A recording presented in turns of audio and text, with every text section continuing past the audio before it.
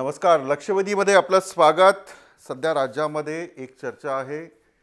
शिवाजी छत्रपती महाराज, गोपीनाथ मुंडे या किंवा डॉक्टर बाबासाहेब आंबेडकर यांची जी स्मारकं आहेत ती स्मारकं बांधण्यात यावी अथवा न यावी या संदर्भात दोन मतप्रवाह आहेत आणि याच दोन मतप्रवाहावर मी चर्चा करणार आहे.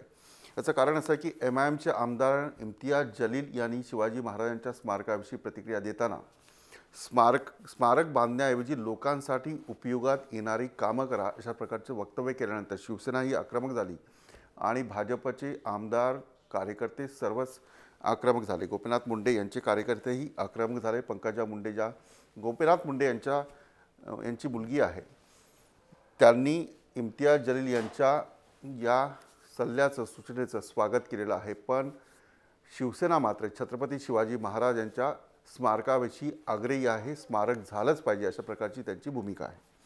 मी चर्चा करणार आहे की थोर नेत्यांची स्मारकं बांधण्याची गरज आहे का, स्मारकं कशासाठी बांधली जातात, स्मारक कशासाठी बांधलं जातं आणि या स्मारकामधून काही प्रेरणा मिळते की फक्त राजकारण होतं या विषयावर मी चर्चा करणार आहे. या चर्चेत सहभागी होत आहेत कुमार सप्तर्षी, राजकीय विश्लेषक आहेत. नीलम गोरे, प्रवक्त्या, शिवसेना पक्षाच्या प्रवक्त्या या चर्चेत सहभागी होत आहेत. थोड्याच वेळात रत्नाकर महाजन, काँग्रेस पक्षाचे प्रवक्ते या चर्चेत सहभागी होतील. अविनाश बर्वे, प्रवक्ते MIMचे या चर्चेत सहभागी होतील. पण ही चर्चा सुरू करण्याच्या आधी एक छोटा रिपोर्ट पाहूया.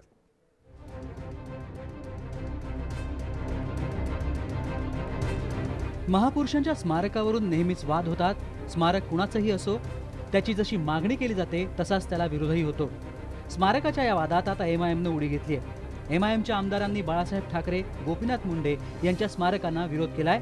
यावरूनच पुन्हा विषय तापलाय कि क्या मुसलमानों की मस्जिदें तोड़ी जाएगी अगर वो जो गैर कानूनी तरीके से बनाई गई है। मैं उनसे ये कहना चाहूँगा कि मैंने जब स्मारकों का विरोध किया तो मैंने ये नहीं कहा है कि वो पैसा आप मंदिर बनाने में लगाइए या मस्जिद बनाने में लगाइए. बाळासाहेब ठाकरे हे महाराष्ट्रातल्या राजकारणातलं नव्हे तर देशाच्या राजकारणातलं एक मोठं नाव. गोपीनाथ मुंडेंची ओळखही अवघ्या देशाला परिचित. शिवाजी महाराज हे नाव तर अटकेपार पोहोचलेलं. त्यातच शिवाजी महाराज म्हणजे महाराष्ट्राच्या अस्मितेचा विषय. म्हणूनच त्यांच्या स्मारकाला विरोध कोणी करत असेल तर त्याचा समाचार घेतला जाणार हे सांगायलाच नको. आणि शिवसेना प्रमुख माननीय बाळासाहेब ठाकरे यांचा भव्य असं स्मारक या महाराष्ट्रामध्ये होणार, मुंबईमध्ये होणार तर कोणीही आणू शकत नाही. MIMचा बाप देखील आणू शकत नाही. त्यांना या देशाच्या इतिहासाच्या संदर्भामध्ये बांधिलकी आहे की नाही असा शंका निर्माण करण्याचा प्रश्न आहे. अशा ठिकाणी MIMच्या विरोधाला फारसं सरकार गंभीरतेने घेत नाही. स्मारकांचं राजकारण करण्यापेक्षा जनतेच्या रोजच्या ज्या समस्या आहेत त्या सोडवण्याकडे राजकारण्यांचा कल असणं महत्त्वाचं आहे.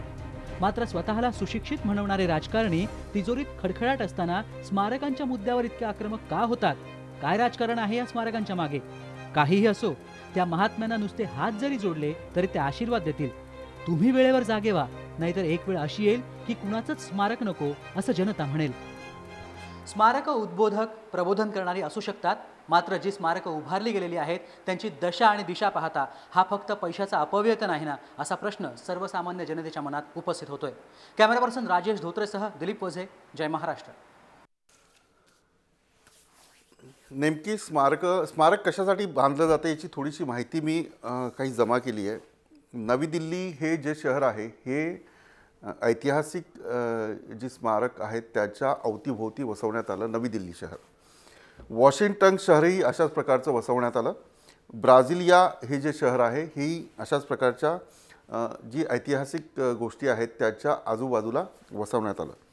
सगळ्यात महत्त्वाचं पिरॅमिड, इजिप्तचा पिरॅमिड असो किंवा ग्रीसचं पार्थेनॉन असो, ही सर्व जी आहे ही त्या देशातील स्मारक म्हणून ओळखली जातात आणि त्या स्मारकांमधून आठवण येण्यासाठी किंवा इतिहास जपण्यासाठी किंवा चेतावणी देण्यासाठी या स्मारकाचं प्रयोजन असतं.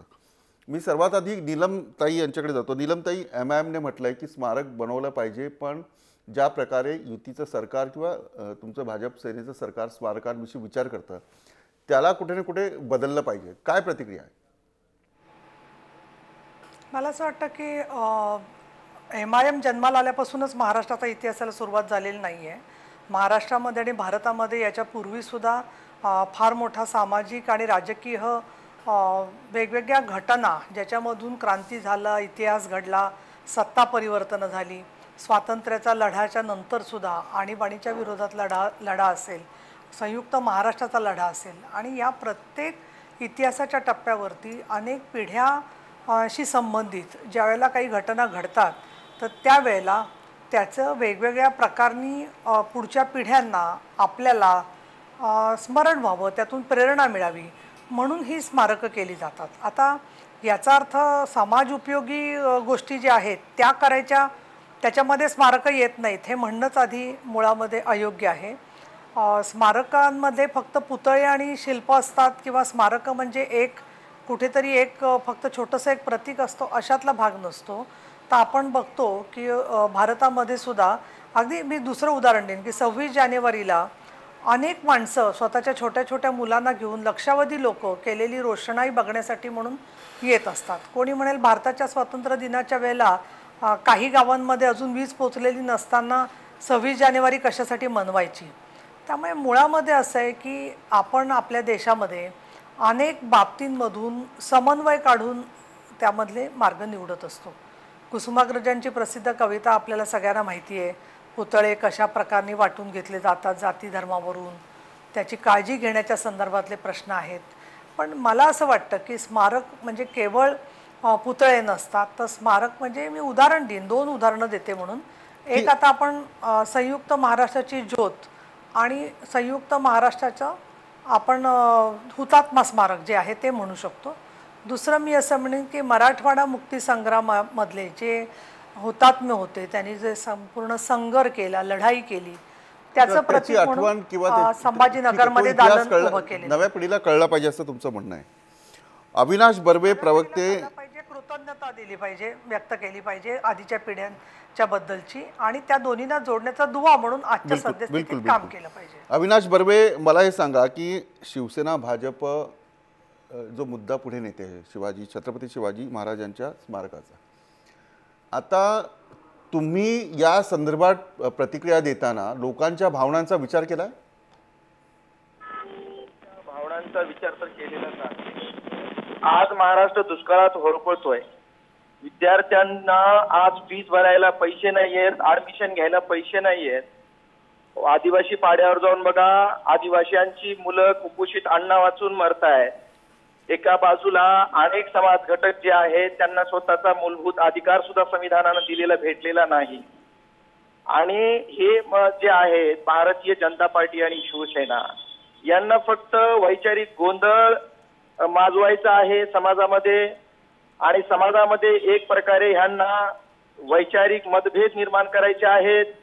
आणि स्मारक हे काय समाजाच्या विकासाचे मुद्दे होऊ शकत नाही, परंतु इतिहासामध्ये ज्या ज्या महामानवांनी या देशासाठी, या मातृभूमीसाठी आपल्या प्राणाचे बलिदान दिले आहे, ज्या ज्या व्यक्तींनी, ज्या ज्या महापुरुषांनी आपल्या आयुष्यातला अमूल्य वेळ इथल्या मातृभूमीसाठी घालवलेला आहे, इथल्या वंचित उपेक्षित लोकांसाठी घालवलेला आहे, त्यांची स्मारक बांधणं ही येणाऱ्या पिढीसाठी प्रेरणादायी गोष्ट आहे आणि ते केलं पाहिजे.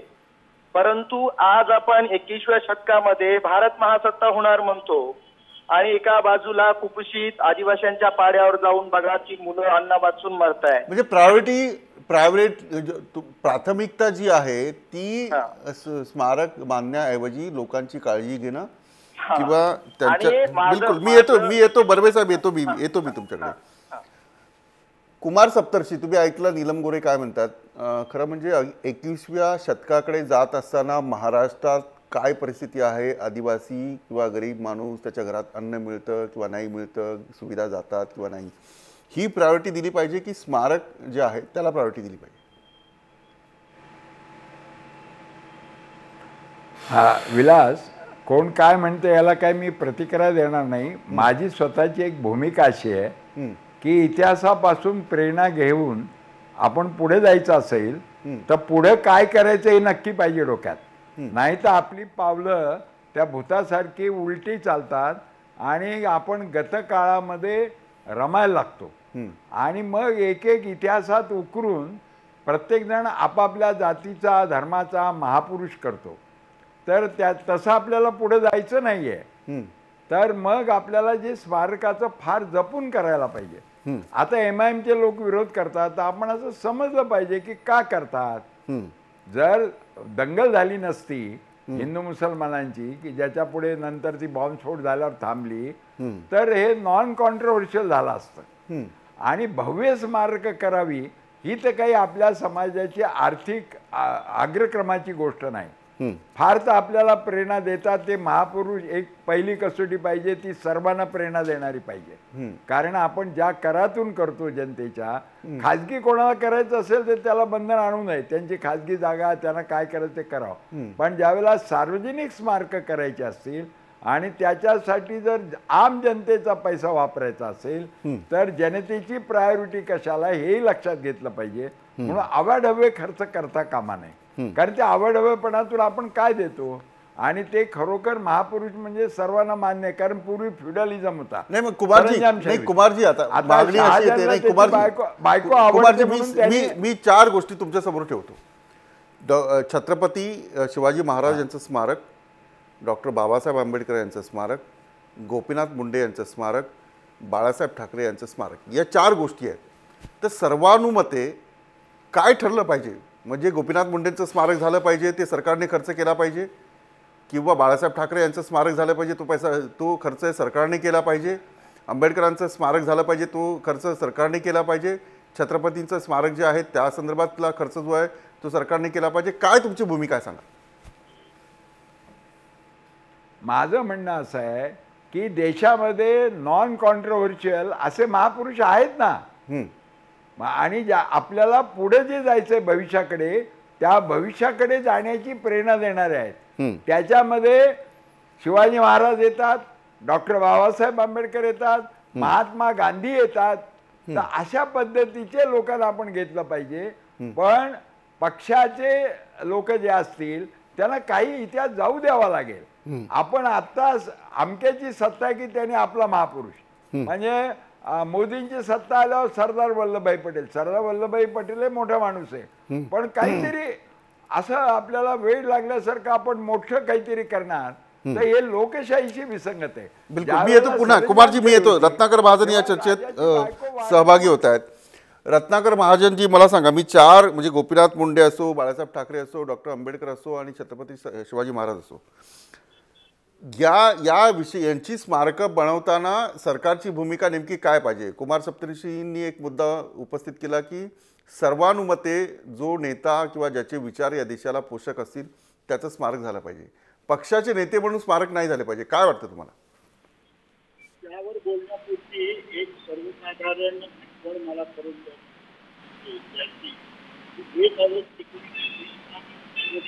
निधन झालं 8 ऑगस्ट 1920 महात्मा गांधींनी टिळकांवर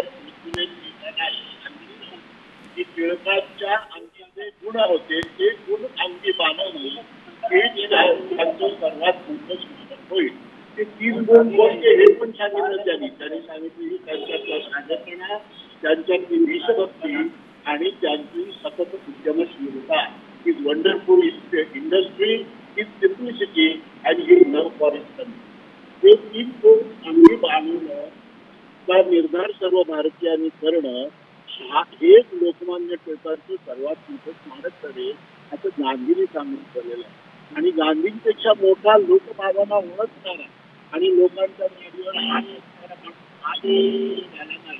तुम्ही कितीही नावा करू आजपर्यंत रत्नाकर महाजनजी, तुमच्या आवाजात थोडा डिस्टर्बन्स आहे. मी ब्रेक घेणार आहे. ब्रेक नंतर मी कुमार सप्तऋषी यांचा जो मुद्दा आहे तो चर्चेला आणणार आहे की नेत्यांची स्मारकं बांधताना काळजी घेतली पाहिजे का, किंवा सर्वानुमते त्याला सहमती असली पाहिजे का.